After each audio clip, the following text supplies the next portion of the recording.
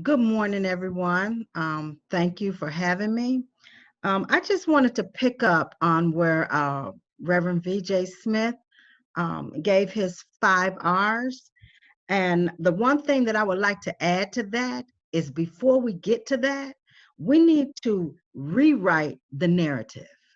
Okay. So we need to go back to the beginning.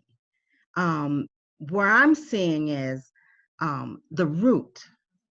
We have to get to the root of it.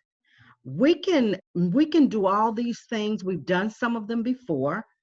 um, we will see some change, but will it be lasting change? Will it be a rewrite of the narrative? I think not. I think we'd be back here again if we do not reconcile for over 400 years ago and just come to the fact that yes, it happened. This is how this country was built, but we can change what we're doing going forward. So I'm looking at it from that standpoint. It's a very difficult conversation to have. Um, Many people would like to start um, from the 60s and Martin Luther King Jr. Well, no, it began a long time before that. So we definitely have to go back to the very beginning. We have to educate everyone on America's history. Before moving to Minnesota, I thought most children in school were getting much of the African American experience in America during their history lessons.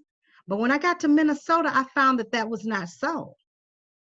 I used to teach, and going into the classrooms, and some of the children in the classrooms, the scholars, I was in a mostly predominantly white area, and I had a young lady.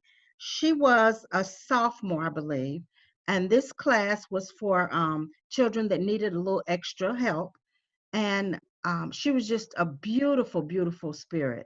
And she came to me one day and she said, "Miss Gloria," she said, "why is your hair so curly?" So I explained to her, and she said, "Can I touch it?" I said, "Of course you can touch it." And she said, "Well, what do you put in it?" And I explained to her.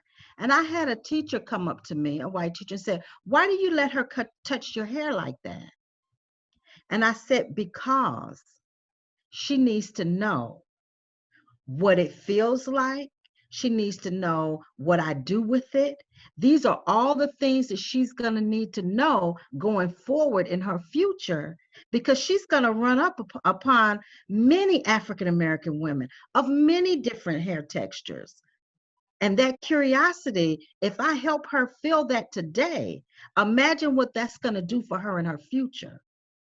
So I just look at it from, if we educate on where we come from as a nation and how we got to this point, then it will be much easier for us to begin implementing the 5 R's, because it'll be implemented out of empathy, out of compassion, out of love for our brothers and sisters, out of love for our country, out of love for what we want for our future generations who have to carry this forward.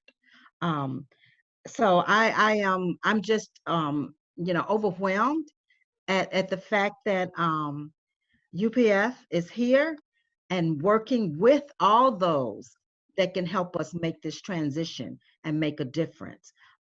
So I kind of thank you for that. But again, I just want everybody to think about, we have to go back to the root. If you're not sure about that, anyone out there, then start doing some research. Start talking to those that can help you understand it. Because we have to be empathetic with one another and understand where each is coming from. These are generational narratives that have been placed within us individually and within us as a society as a whole. So that's where I am today. Thank you.